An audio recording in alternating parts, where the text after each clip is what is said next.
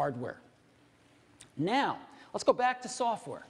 We've seen some great built-in applications, some all-new built-in applications.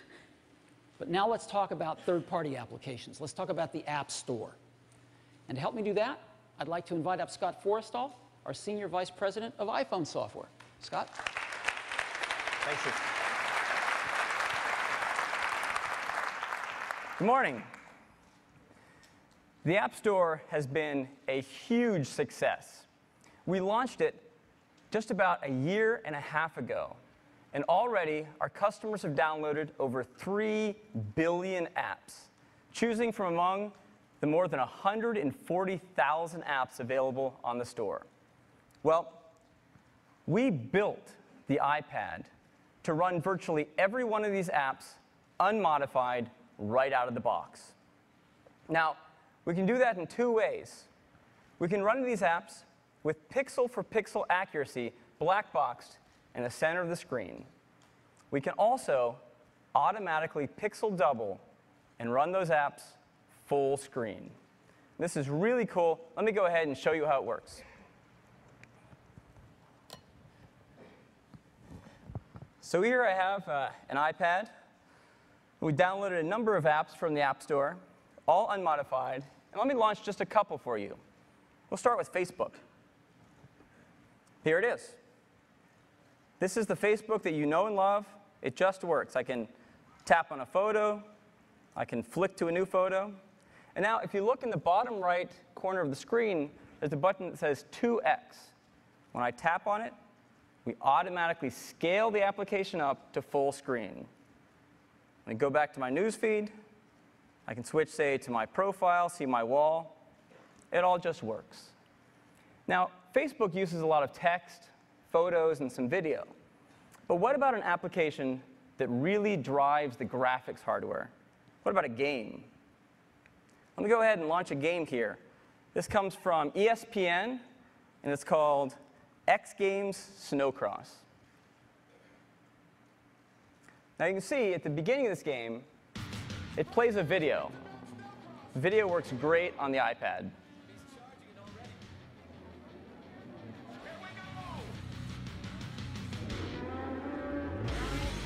Can you say never say die attitude? Oh, super smooth, and look at that.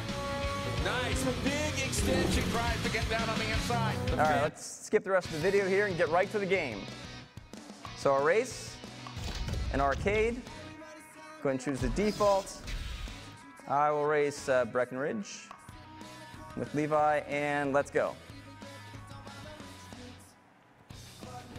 So here you can see this is an OpenGL ES game, so it really drives the graphics hardware. And again, this is an unmodified game right off the App Store.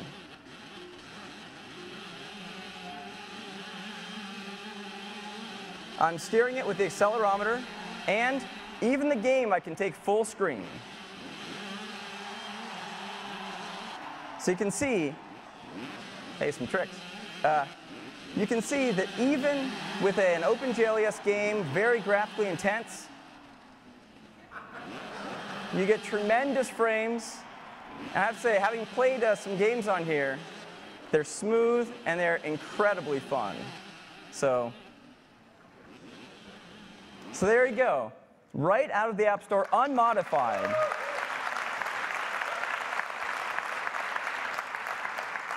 So the great thing is, all of those iPhone apps that you know and love, that you've already been running, will run on your iPad. In fact, when you buy your new iPad, just take it home, hook it up to iTunes, download all those apps that you already have right onto your iPad, and you're good to go.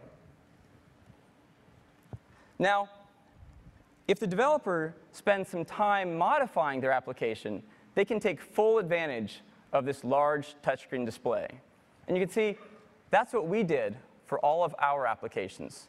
We rewrote the user interface of every one of our apps to take full advantage of this large touchscreen display that comes with the iPad, like Photos, and Music, Calendar, and YouTube. They all look great. And we expect developers are going to want to do the same thing.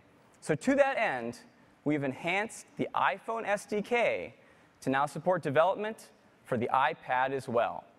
And we're releasing this SDK today. So developers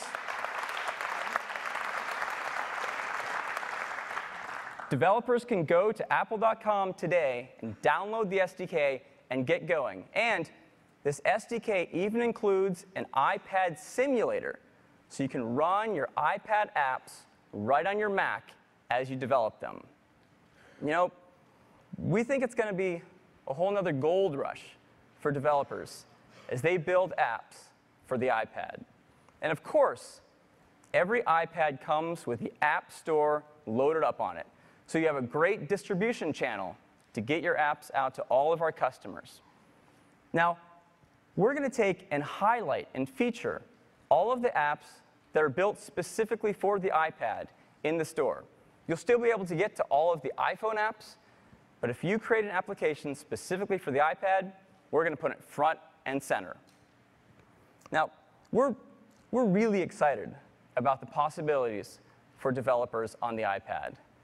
And so, just about 2 weeks ago, we invited a few developers to Apple to give them a sneak peek at the iPad and see what they could create in just a couple short weeks. And I'd like to invite a few of them on stage to show you what they've created, starting with Gameloft. Gameloft is one of the largest developers of games for the iPhone and iPod Touch. They have over 60 games on the App Store that have been downloaded more than 55 million times. To show you what they've been able to do in just a couple weeks on the iPad, I'd like to invite up Mark Hickey. Mark. Thank you, Scott. Thank you. Good morning. Today, my colleague Bogdan and I are here to show you some amazing new gameplay mechanics that we've worked into our award-winning first-person shooter called Nova. So what's different about Nova on the iPad versus Nova on the iPhone or the iPod Touch? Well, when you hold the device in your hands, you'll see the display is just huge, which makes the game immensely fun to play. But the size also gives you a lot more flexibility when it comes to controlling the game. For example, I can slide the D-pad up and down the side of the screen. Or if I want to quickly access some firepower, I can drag the rocket launcher down next to the fire button. So with the controls set up how we like, take a look at the bottom left corner of the screen. We've added a mini-map, and you can stretch the mini-map out across the screen just by dragging the corner with your finger. When we do that, you'll notice that there's this red dot on the screen. This tells us that there's an enemy nearby. Well, another cool feature that we've added is that now you can slide 2 fingers across the screen to throw grenades, like so.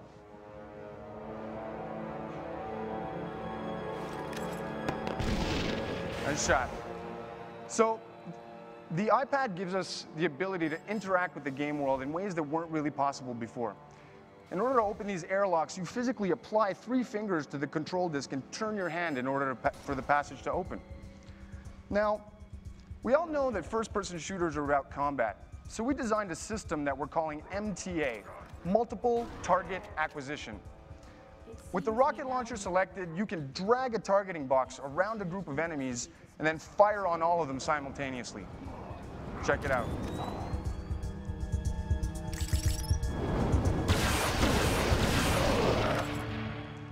Definitely useful when you're outgunned and outnumbered. Now, this is what we were able to accomplish in just a few short days working with this exciting new hardware. The games look incredible at this higher resolution, and the form factor opens up countless new doors for us in terms of game design. You'll be able to see what else we have in store for you when the iPad version of Nova ships later this year. Thank you very much. Thanks, Mark.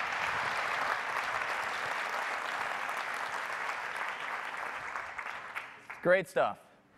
Next up, the New York Times. The New York Times has been publishing a newspaper for more than 150 years. It's commonly referred to as the paper of record, with a huge readership both nationally and internationally. It also produces one of the best web news sites in the world, and one of my favorites. To tell you about their plans for the iPad, I'd like to invite up Martin Nissenholtz. Martin.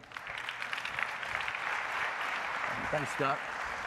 It's great to be here today. I want to introduce my colleague, Jennifer Brook, the interaction designer on this application.